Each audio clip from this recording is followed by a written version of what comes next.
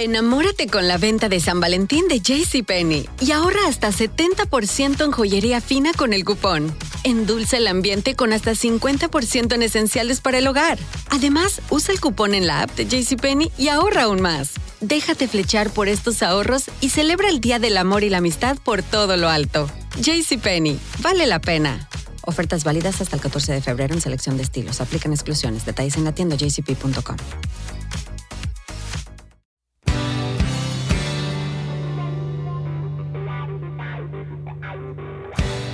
You're in a good place now. You are listening to Perspectives with Ashley Burgess. Welcome back live to Live Your True Life Perspectives, and I'm your host, Ashley Burgess. On today's show, I'm asking the question, how do you handle the argument that you never planned on having? How do you deal with it? I know that many of us think about arguments and how we would handle the situation and, given the situation, what we would do. We think about it in a vacuum, like we would do this and then we would do that. It's like a play-by-play. But what happens when it comes out of left field? What happens when something like that happens and you're never expecting it? On today's show, I want to deep dive into that to understand what actually needs to be done in that situation, how to at least compute it to memory so that when it does happen, you're able to address it and respond properly. But let's begin with a situation that actually took place in my life. And I think that it's actually poetic in nature. Some of you will actually laugh pretty hard. Some of you may even be grossed out. But I think it's time to talk about something like this. And I've given enough time for the time to pass. I won't be naming many names, but this is definitely a true story. So picture this. It's 7 a.m. in the morning, and I'm trying to get out of the house. I have an early doctor's appointment, and then I have to head to the office. And so I'm going down the hallway. I've just closed the door, locked the door. I'm going down the hallway, and I hear the ding down the hall of the elevator. And I'm like, just like that. And I'm thinking, okay, goodness gracious, I gotta get there. I gotta hurry. I'm already running late. I gotta get through traffic. And I have literally my computer bag in one hand, right? I got my purse over my shoulder on that same side, and then I'm holding a brown paper bag. And no, it's not my lunch. I mean, I probably would be great if I could carry my lunch to work, but I don't. And I didn't have my lunch. It's a brown paper bag, and I have something in that bag. So I'm already a little off, and let me explain what that was. I'm going through a position where I was having some health issues where I was trying to figure out exactly what it was. I was trying to figure out what it is, what it was, and I realized that it could be actually my gallbladder. And so I had all these tests being run, and one of the tests that I had to run, and okay, this might gross some of you out, is I had to do a poop test. So I had to actually bring poop in a plastic container, like an airtight container, and I stuck it in a brown paper bag, right? I mean, just obviously for obvious reasons, so I'm not just carrying it around. And so I'm like, hold the elevator. And I got my bag and all my stuff and all my arms are carrying all this stuff. And I get in and I see my neighbor. And as I'm getting in the elevator, I can sense like this anger. I can all of a sudden it kind of washes all over me. And I was like, oh, okay. And for one moment, I wanted to get out of the elevator, but I didn't have a chance and the doors closed. And the doors close, and literally I look at my neighbor gets right in my face and starts screaming at the top of their lungs. Okay, never expected this. Never expected to be screamed at 7:10 in the morning, with all this stuff in my hand, holding a bag with my own poop in it to be examined by a physician. I had no idea what I was about to get into. And so it's interesting. So he's screaming at me about a situation. I had tried to help another person that lived in the building. I was trying to help them with a situation that had taken place, and so I had actually reached out to my neighbor asking them if they could have a condo board meeting and they could talk to this person and have a conversation, because the person said that they had tried to communicate with the board, but the board wouldn't respond. And so, us, we take it in our own hands to try to save and help. And in the process, I reached out and they actually accepted and gave this guy a meeting. But then the last minute, the night before the meeting, the neighbor calls me and says, hey, I have to cancel. I don't want to go to this meeting. I'm over it. And I'm like, you really, I kind of put myself out there, but that's okay. You need to do what you need to do, and I'll let them know. So I emailed all the board members. There's only 3. And I said, hey, I just wanted to apologize, but he's not going to make it, what have you. Thanks again for offering that for tomorrow. And so I thought everything was fine. And so I get in the elevator with one of these people that's on the board, and they were obviously very angry with the cancellation of that meeting. And there's nothing nothing I could do. I can't change that. I can't tell the other person what to do. I can't make them go to the meeting. I can't make them keep the meeting. And so there I am, stuck dealing with the situation. And as my neighbor is literally berating me, spittle is on my face because they are so angry and they're spitting while they talk. And I'm standing there trying to be calm because at first it just took me off guard. 1, what is going on? 2, I never expected that. 3, that was way out of context. 4, I'm carrying poop. 5, it's just like, this is crazy. This is insanity. And so as we're getting further and further down, each floor, I start getting angry. Because there's only so long that you could deal with somebody yelling and screaming at you before you get angry, especially when it comes as a surprise attack. Right? A surprise attack is not what you're expecting. If you're expecting a full-on attack and you know it's going to happen, you can prepare, you can hunker down, you can get ready for that. But when you are not prepared for that, you can't prepare for that, right? You can, and that's what we're going to talk about in today's show, because you actually can be prepared, but you got to be so prepared that it comes in as second nature. And so as we're getting closer to the first floor, he's starting to really piss me off, okay? Like, seriously. And as the doors open and he continues to berate me, I get out and I literally jump into his face and say what I think about him in a few words, right? And it wasn't my finest hour. Okay, and I might have used some things that aren't that polite. And, I said a couple of comments. And it was bad because as I'm saying the second comment, I wish I could have taken it back. And there were multiple reasons for that. And let me explain. First off, I had nothing to do with this argument whatsoever. I had no reason to be being yelled at. I had done absolutely zero wrong. Okay, so I just want to make sure everybody knows that. And I know that many of you have been in arguments where you have done zero wrong. You've done nothing wrong, and you're getting somebody yelling and screaming and berating you. And so I understand that. So this is for any of you out there that are literally like sideswiped, lambasted, and not ever knew what was going to happen, and then it happens. Okay. The other thing too is that because I had done nothing wrong, if I had just stayed quiet, I would have been completely in the right. However, I didn't. And so what happened here is this person berates me for 19 floors all the way down, yelling and screaming, spittling in my face, all that stuff, okay? Not good.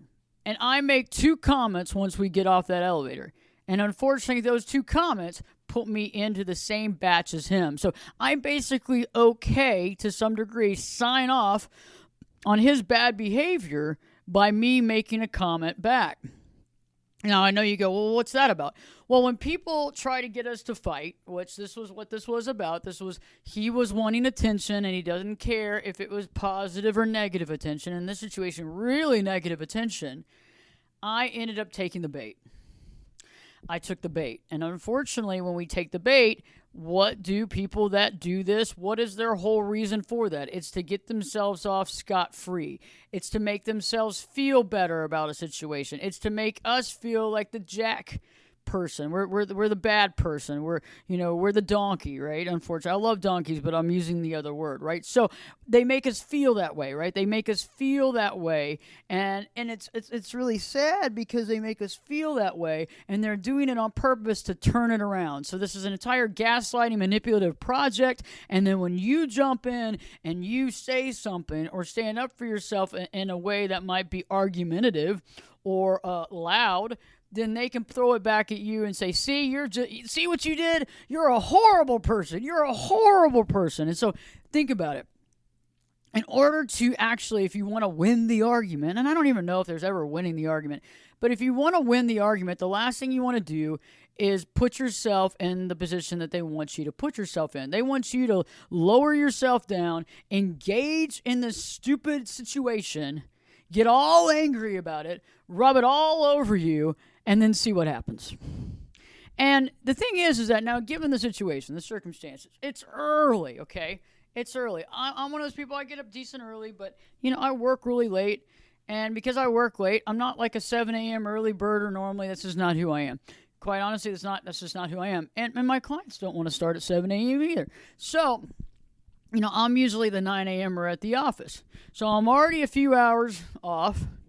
I'm already having to get to a doctor's appointment where I'm worried about my health.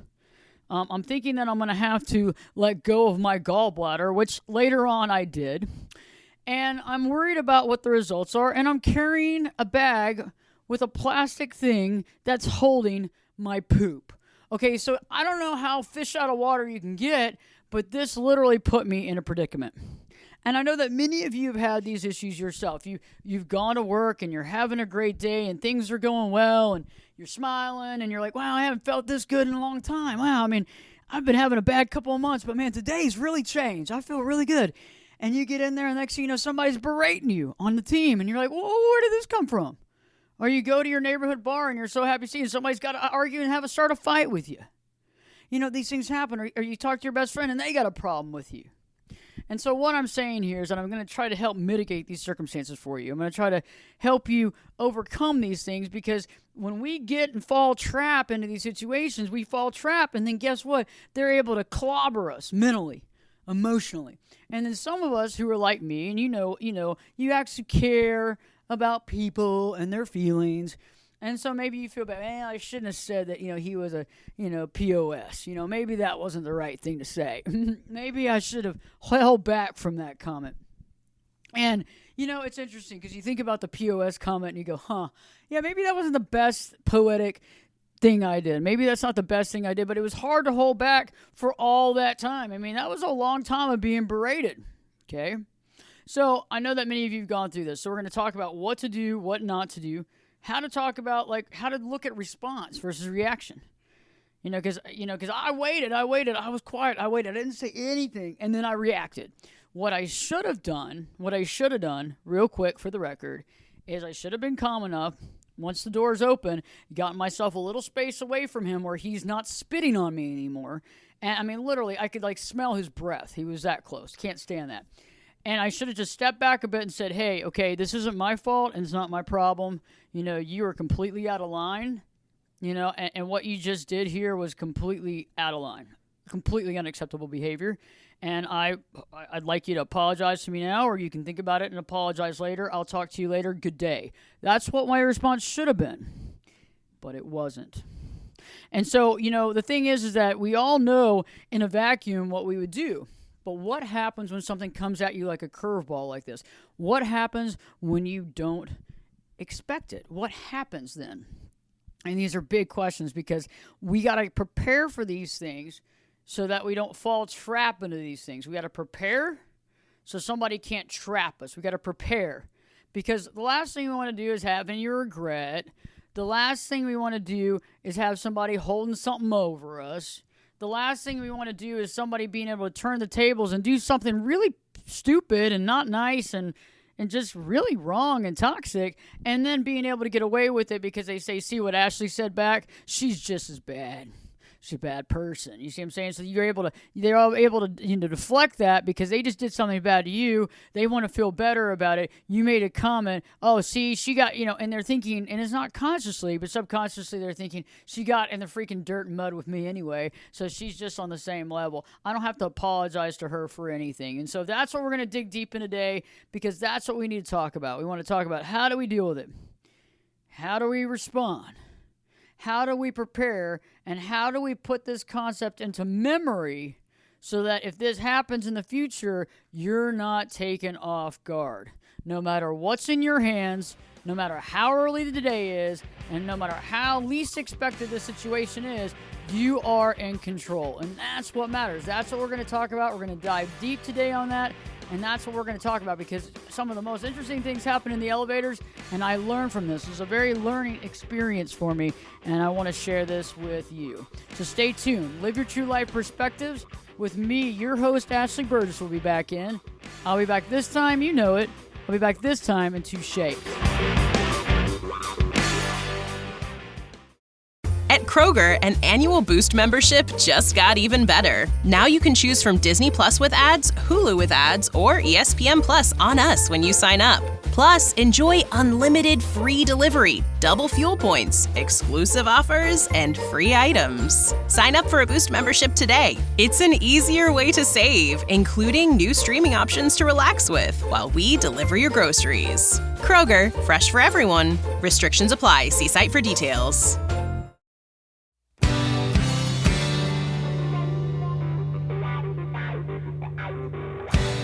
Turn it up and jump in the deep end on Perspectives.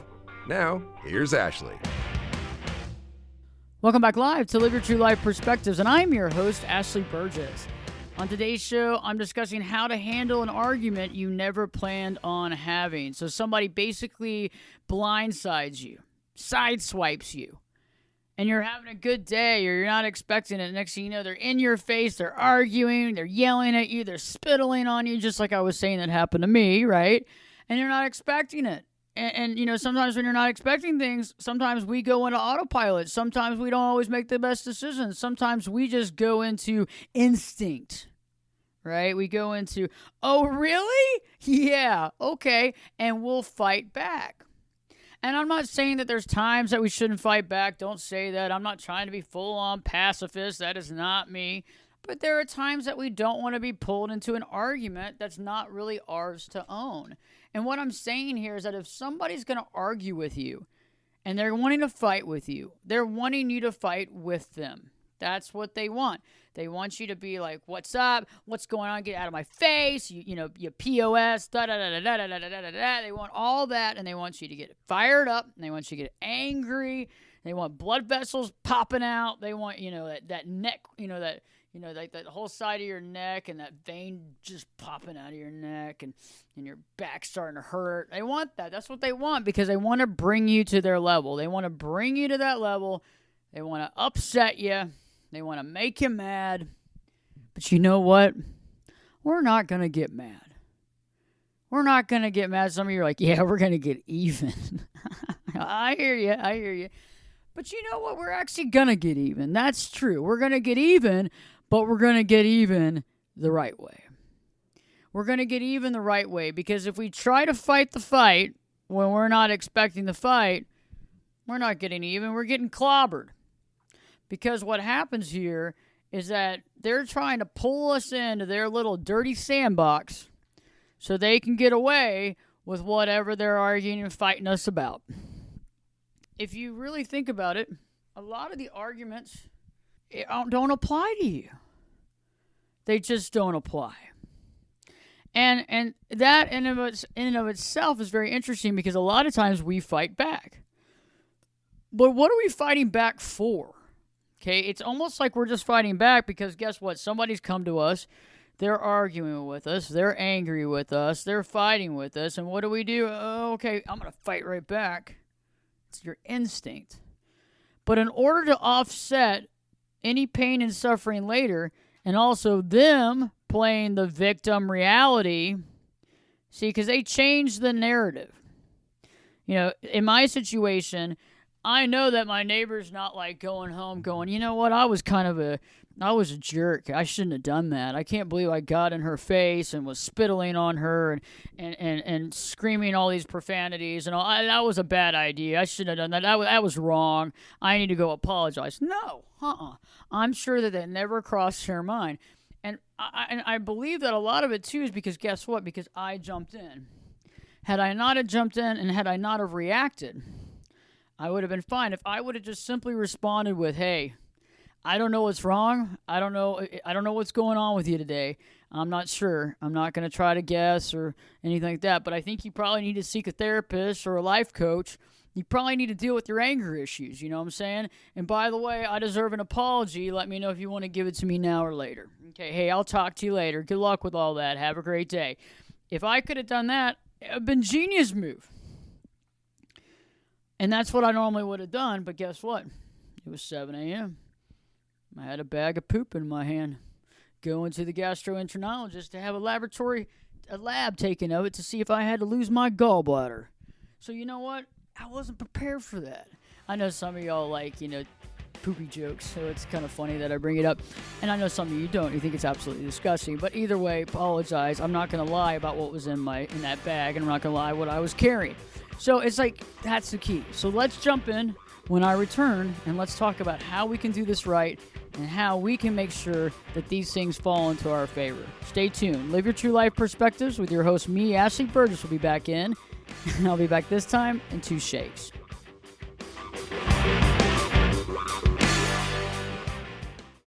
Hardy Fiber Cement Siding is proven to withstand water, pests, and fire better than wood-based siding. And it looks better while doing it. Hardy Siding has been chosen for 10 million homes and counting. See the proof at jameshardy.com.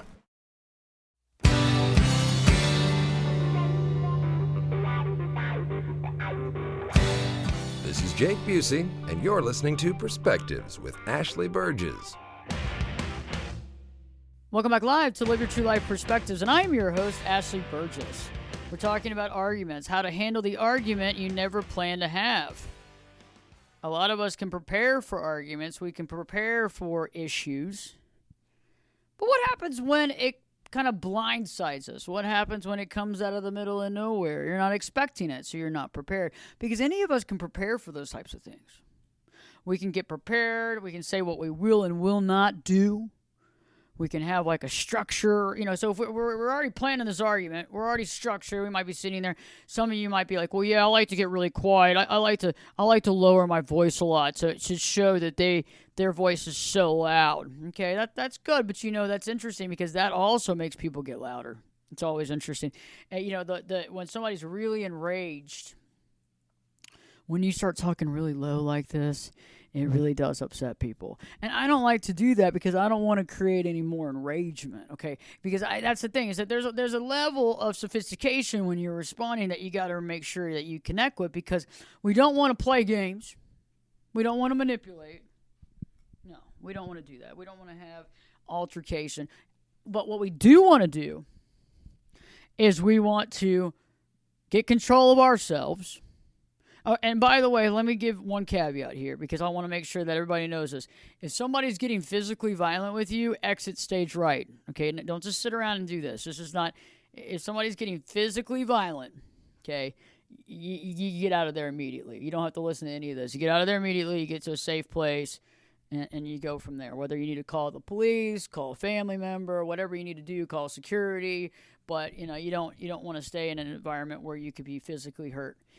So let's jump into the normal conversation, the normal argument where people aren't going to physically hurt each other. First off, we want to respond. Reaction is getting to their level. Reaction is, arguing and fighting. Reaction is screaming back and forth. Reaction is doing that sort of thing. So we want to respond in a way that's calm. Now, we don't have to be overly calm. We're not trying to be, fakely calm. We're just trying to be ourselves. 2, one of the things that I did, and one of the things that I did well, though, in that situation, even though the rest of it fell apart, was I actually did listen to what they were saying because I wanted to listen to make sure it wasn't something that I had done. Okay, so that is one thing that I do take in consideration. If somebody does come to me and argue, fight, whatever, I will listen, but once I realize that it's not something I've done, then there's a point where I'm kind of done on the listening point of listening to the things that I've done wrong when I really haven't done anything wrong. And the thing, too, about these arguments is that the ambush argument is not the easiest thing to deal with. The ambush argument is classically really challenging. So as long as you understand that, and as long as you kind of get that, we can go from there. So remember, it's not always going to be the perfect playbook when you're ambushed. It's not always the perfect playbook when you're not expecting it. That's not something that is going to be perfect. But the better we do, the less stress we have, the less resentment or regret we have, because we don't also want to regret. Many of us are empathic. Many of us care about other people. And the last thing we want to do is to have regret. I wish I wouldn't have said that to Steve. I wish I wouldn't have said that to Tom. I wish I wouldn't have said that to Jennifer. I wish I wouldn't have said that to whoever. Okay? It's a very interesting dynamic. And so you got to think about those things. So whoever your Tom, Jennifer, Steve, Joanna is, you don't want to have that. But at the same time, we don't want to allow people like that to walk all over us. Okay? So there is a fine line between reacting and responding. Okay. So what happens when we do erupt? So the thing is that these folks that are starting these fights are wanting to get you to erupt. That is what they want. That is their pleasure. That's what they want to see. They want to see you, basically freak out. They want to see you freak out, lose your cool, and get to the same level as they are. Because then they've won. They've got you to where they want you to be. They've got you where they want you to be. They know it. They got you. They're feeling confident about that. They're feeling good about that. And then they can take you to the next level. The other thing, too, is that when you do erupt, you're no better than them. So now that they've gotten you to erupt, you're in the game now with them. You're rolling around in the mud with them. And now, see, and now they've basically allowed their stuff. So they're like, okay, well, now Ashley's basically they see this as, oh, Ashley's co-signing on this. Okay? So when we allow ourselves to erupt, what we're doing is we're actually co-signing on what they're doing. And I know that many of us do not want to co-sign on that argument because that argument is not what we want to co-sign on. It's not how we agree. It's not what we believe. It's not the truth. It's their narrative. It's them trying to pull you into a corner to argue. Now, like I was saying, how do they get off scot-free? Well, they get off scot-free because they pull you in and then they turn it on you. So, I know that a lot of people nowadays talk about manipulation and gaslighting. And manipulation and gaslighting is very interesting because what happens is when you're doing it, you're gaslighting, you're kind of trying to make somebody kind of question themselves, wonder, go a little insane, if you might. But it's all used as a way of getting somebody to get very angry or upset or hostile. Just like manipulation. And see, what happens is that it's great it's great in their minds, right? Not for us, but it's great in their minds when they're able to manipulate us to a level that we don't even expect from ourselves. And so the last thing you want to do is give them what they want. So that's one of the biggest things that I want to really, really, really, really emphasize is don't give them the pleasure. Okay? Don't. Whatever you do, don't. Because they want you to fight them. They want you to argue with them. They want you to scream back. They want you to go off. They want you to start a fight. That's what they want. And so I want you to really think about that, because if you realize that that's really what they're wanting, and you realize that's what they're trying to get from you, and you realize that they're trying to manipulate that to give them that, then you know that you don't really want to give it to them. It's like, why would you want to give them what they want when they're trying to go so sneaky about it? Why would you want to give somebody what they want when they're not helping you? Why would you want to give somebody what they want when they're actually super negative and trying to be super controlling? So, think about it. I find that it's very interesting too. The whole situation is that we want to be able to present our side if we need to. But maybe there's no need to present our side. I think that sometimes in arguments, when people ambush you, there might be a need to present your side, but I think when somebody ambushes you, it's kind of like, it's almost like bad business. I understand that the last thing that people do in a fight is the last thing they're going to do is say, hey, I'm going to hit you, because they want to hit that person first and have that person not realize that they're going to get hit, and then that person gets cold-cocked, and they didn't think that it was going to happen. But the thing is that that's just not the right way of going by things. It's just not the right way. It's not the right way of dealing with situations. It's not the right way. Because what's happening is that they know that they're taking you off target. They know that they have the upper hand. And they know that how they're doing was was actually thought out and strategically thought out and timed to some degree. Now, not always. Sometimes people just the best of them gets them, and they just can't handle it. They can't deal with it. They can't process their anger. They can't process their emotions, and they have to let it out somewhere, somehow, some way. So, knowing that this is a possibility, and I don't want us to sit there and ponder and pontificate on this day after day, week after week, year after year, but we need to create some sort of roadmap for the potential possibility of the unplanned argument. What do we need to think about? Because also this can be good for any argument. Because even if you know that somebody's about to argue with you and you kind of have a premonition or you kind of get tipped off or what have you, you got to keep your wits about you. And sometimes it's hard because sometimes we're all emotionally invested in this, right? If you're emotionally invested, how do you deal with it? You know, if this really upsets you, how do you deal with it? These are things that we got to ask ourselves these questions. You know, how do we calm down? Because I think it's easier to calm down in an argument when it's not somebody that you have some sort of emotional investment in. But I've also realized that the more it wrenches up, the worse it gets. The more it wrenches up, the worse it gets. And when we allow it to wrench up, we also allow this person to push over the edge. And in the process, trying to push us over the edge to match their issues. And that's just not what I want to give in. I don't want to give that. I don't want to give somebody that type of power over me. And that is what is happening is that, you know, and there's times where you just got to walk away. I know that some of you want to stick in that battle, but there's times that you just walk away. There's times that you turn your back and walk away. Make sure that there's no violence there. But you just walk away. I'll talk to you later. I got nothing to say. Because I've also found, too, is that, you know, when we lower ourselves to that point, even if we had a valid point, even if we had a valuable, valid situation, that valid, valuable situation is no longer respected because now they're using this as a weapon. How you reacted as a weapon. And so remember, if we're going to get any sort of, I guess, in the moment, any sort of redemption,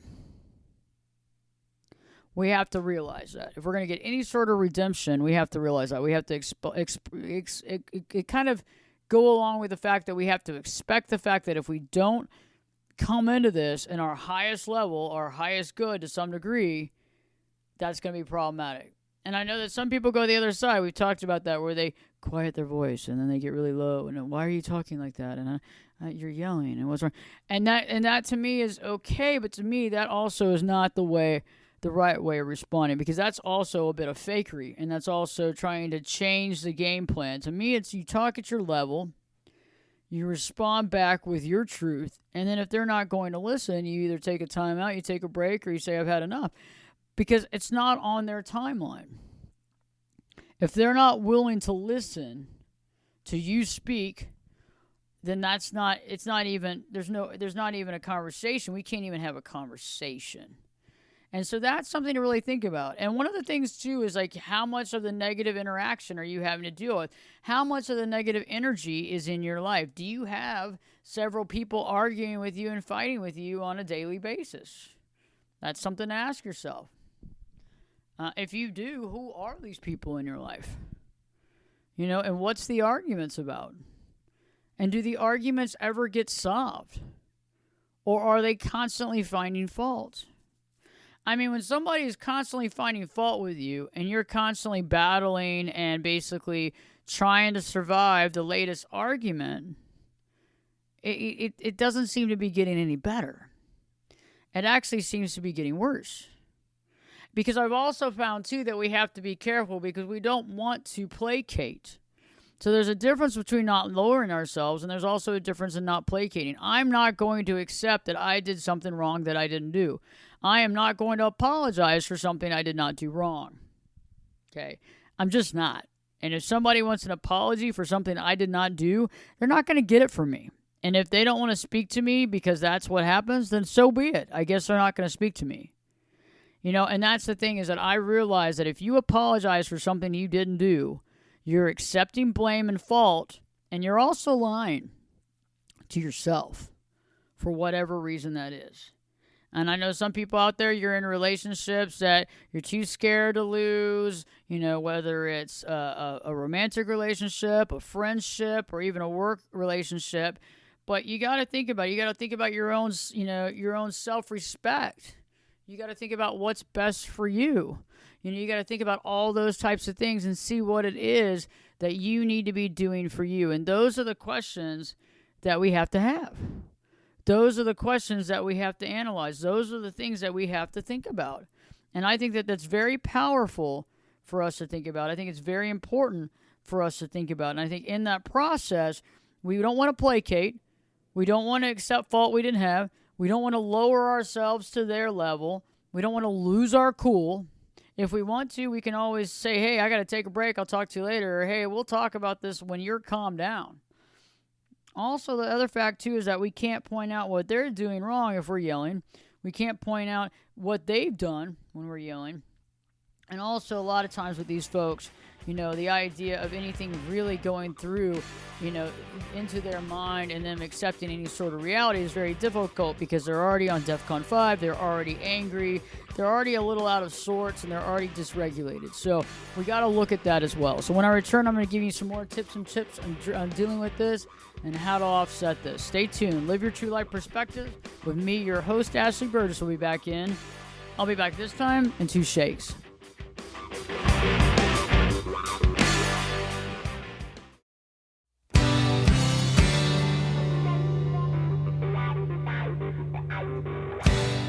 Get in here. You're listening to Perspectives with Ashley Burgess. Welcome back live to Live Your True Life Perspectives, and I'm your host, Ashley Burgess. We've been talking about how to handle the argument you never planned for, what to do, what not to do. Because the big thing is not to lower ourselves. The second thing is not to fall in the trap of reaction. That's what they want. They want to get you at that level. They want you to be angry. They want you to react. They want you to get, all out of sorts. They want to dysregulate you. They want to do all these things to you to get you on their level. And then at that point, you have also crossed over. Now you're at their same level. They're now allowed to do what they do. You've basically affirmed their attitude and what they're saying instead of, saying, hey, what's going on? Are you okay? Now you've affirmed that. You've gone to their level, and they're not going to apologize. The other thing, too, that many of you are dealing with is, placating or accepting responsibility for things that you've done in order to just quiet the argument. And that's just not good. I mean, if you're in a relationship like that right now, and you just have to placate to be able to get that person to be quiet or, to stop arguing with you, you're in a very controlling relationship. You're in a very, very controlling relationship with somebody that is controlling you. They are arguing and fighting with you as much as possible, and they know that they can. And they also know that you're going to back down for whatever reason that is, whether it's the fear of losing the relationship, the fear of losing the friendship, whatever it is. Maybe your fear of, you don't want to deal with conflict. You don't want to deal with confrontation. And that's painful because when we don't want to deal with conflict and confrontation, we usually somehow or not have it. Because eventually something's going to happen. And if you can, being able to step back and saying, hey, if you don't want to talk about that, or if it has nothing to do with you, or you're being honest, or this isn't me, it's being able to call it out. Hey, this isn't my fault. I didn't do this. This is not my fault. And I'm not going to take blame for this. And I'm certainly not going to apologize for something I haven't done. And if you've been doing this and apologizing for things that you've not done just to have some sort of quiet, peaceful moments in your life, you need to reevaluate the relationships that you're doing that with. And I'm sorry to say that, but you need to reevaluate and think about how you're going to continue down this road and making some changes so that you can have some boundaries and that you can have some peace and quiet. And so if this has been a long-term relationship, marriage, friendship, really analyzing, really looking at that relationship, and eventually you're going to have to call it out in a way and express your feelings to see if things can change. And if not, you have to decide how you want to continue to handle this. Because I've found that when people are in these types of environments, where people that are trying to do this on a constant basis, when this happens a lot of times, it's just bringing pain and suffering and unrest into anybody's life. And when you're having to deal with this pain, suffering, and unrest, it's very taxing on the body. It's very taxing on the heart. It's very taxing on the mind. It's just very taxing. It's very stressful, and it's very overwhelming. And it's the last thing that we really need to deal with if we're wanting to have a healthy life, a healthy mental, emotional, and spiritual life. And so I hope that this show has helped you. I hope the concept of dealing with these arguments have helped you and put some thoughts in, just not reacting. Only responding, being quiet until you know exactly what's going on, and then you can respond if you want. Also you can take a break at any time, you can leave at any time, and also not apologizing for things that you haven't done. Just not doing it. It's bad business. It's not good. It's not right. And what happens is that person expects you to start doing that across the board, and they'll start fights with you to do that, and that's just not the right thing. It's definitely not healthy, and it's definitely not right for you. And if you're having those types of relationships with people and you're dealing with this on a constant basis, literally looking at these relationships and starting to kind of question some of this might be extremely important for you and your sanity. If you haven't already, check out the YouTube channel. We put up new video content all throughout the week. Short form content under a minute, longer form content over 5 minutes. We have a lot of content. We have 1,000 videos on YouTube right now. Also, you can follow me and join in the conversation on Facebook. Just go to Facebook, put in Ashley Burgess, Berges. Instagram, Ashley Burgess, Berges. You can look at us on TikTok as well. Relationship coach, I think. No, actually, just look up Ashley Burgess. You can find me there on TikTok as well. And so definitely check that out. But in the meantime, think about it. We owe it to ourselves to do what's right for us. And yes, it's good to think about others, and I think about others all the time, and I care about others, but sometimes we have to really think about us and think about what's right for us, and how do I keep my peace and sanity? How do I do it? What can I do? And what can I do on a daily basis to keep that? Even if somebody's coming from left field, wants to start an argument, blindsiding me, how do I keep my peace of mind? Because that's what's really important here. Living your true life. How to live your true life is being true to yourself. Being kind to yourself, giving yourself grace, and standing up for yourself when you need to, but also eliminating things out of your life that no longer serve any sort of healthy purpose. Stay tuned. We have a great show for you next week. And check out, you can always go to Spreaker or Apple Podcasts, and you can listen to all the old or previous episodes of Live Your True Life Perspectives. Stay tuned. Live Your True Life Perspectives with your host, me, Ashley Burgess, will be back in. I'll be back this time. You know it. I'll be back this time in 3 shades.